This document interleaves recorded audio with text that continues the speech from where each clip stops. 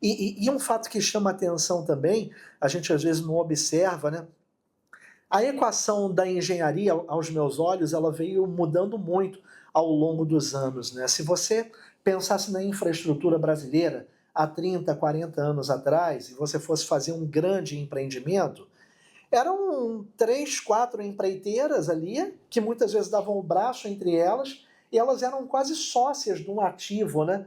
Você pega a usina Itaipu Nacional, lá tem uma placa na entrada de quem foi o construtor, né? E isso era muito tradicional. Então, a variável de decisão era uma variável técnica. Era uma variável técnica, a equação era uma equação técnica. Com o passar dos anos, com a evolução das concessões, com os modelos de PPP, essa variável não é mais técnica. Você tem grandes fundos de investimento entrando em concessões que sequer sabem o que é engenharia, construção civil, mas o ativo é um ativo investido por eles, né? E vai ser operado por alguém que também não entende engenharia. Então, essa fluidez, né, ela se torna essencial quando a equação não é mais uma equação técnica, né? Que o outro braço lá, o braço contratante, entende tanto de engenharia quanto você. Não necessariamente isso hoje é uma realidade. E esse fator liga para um quarto aspecto aqui, um outro bloco que a gente trabalharia, que é a questão da transformação cultural, não só do ponto de vista de dentro da empresa, você falou da resistência, né, Tayane, de dentro de uma empresa, a necessidade de transformação cultural, mas eu queria ouvir a visão de vocês com relação ao setor como um todo, né? Esse engenheiro que está sendo formado hoje, ele é o mesmo engenheiro que foi formado há 50 anos atrás, né? A engenharia brasileira ela é constituída muito de pequenas e médias empresas, né? Você pega uma empresa de engenharia hoje no Brasil, ela tem 70 anos, 50 anos, né? Nós temos 33 anos, né? Foram empresas técnicas, formadas tecnicamente, que vão avançando, né? Eu queria ouvir de vocês, Tayane e Eduardo, a visão de vocês sobre essa transformação do elemento humano mesmo, assim, na engenharia, né? Como é que é a leitura de vocês nesse sentido? Eu acho que mudou bastante, né? A nova geração é bem diferente do que era antigamente. É algo até que a gente se preocupa em entender e em estudar, né?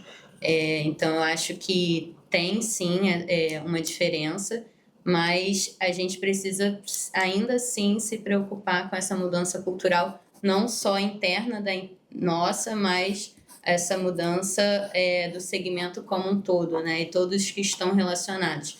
Eu acho que a gente está inserido num mundo que a gente fala muito hoje, né? Um mundo VUCA, né? Volátil, incerto, complexo, ambíguo. As mudanças ocorrem numa velocidade muito grande e nós, como seres humanos, a gente ainda guarda resquícios, né? Antigos em que a velocidade das coisas não eram tão rápidas como são hoje, e hoje em dia a gente precisa dar conta disso, e a gente na engenharia está um pouco afastado dessas questões psicológicas, né? Mas eu acho que é uma questão que a gente precisa se preocupar muito, porque as coisas mudam muito rápido hoje em dia, né? Até as pessoas que estão se formando hoje, daqui a pouco já estão aí desatualizadas em algum sentido, né?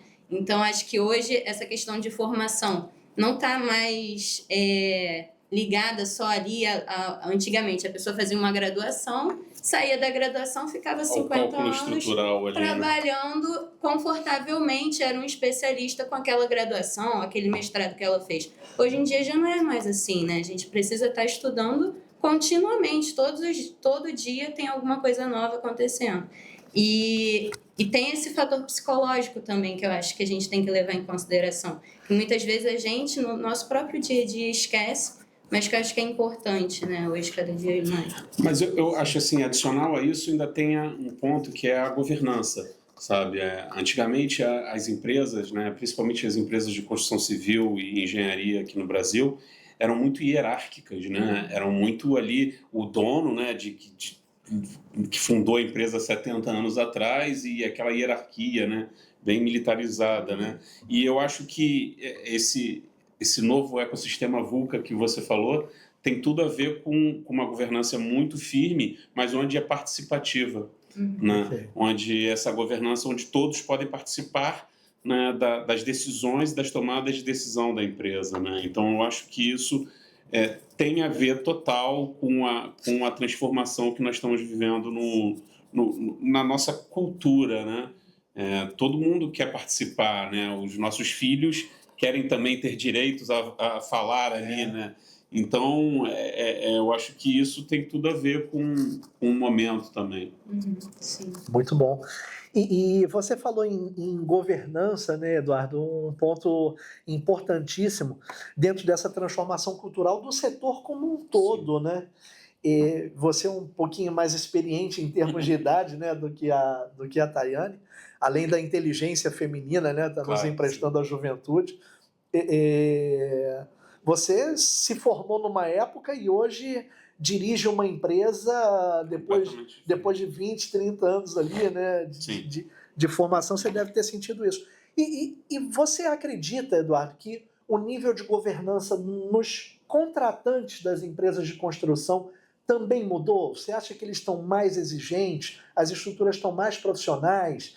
Sim. Isso está demandando das empresas de construção civil que se repensem também? Qual é a tua leitura sobre isso? É exatamente isso, né? Eu acho que cultural da forma como as pessoas estão se desenvolvendo hoje, e acabou gerando também nos nossos clientes e nos nossos contratantes essa governança mais parruda, né? Eu diria até mais complexa, né? Onde você consegue ter as definições de até onde cada um pode ir, mas muito participativa. E isso acaba gerando em nós, contratados, né, uma necessidade de mudança para conseguirmos falar com esse contratante, para conseguirmos dialogar com eles, né? Então, é exatamente o que você colocou, exatamente esse caminho que eles também tiveram, nós temos que ter, porque é uma mudança mundial, né, cultural.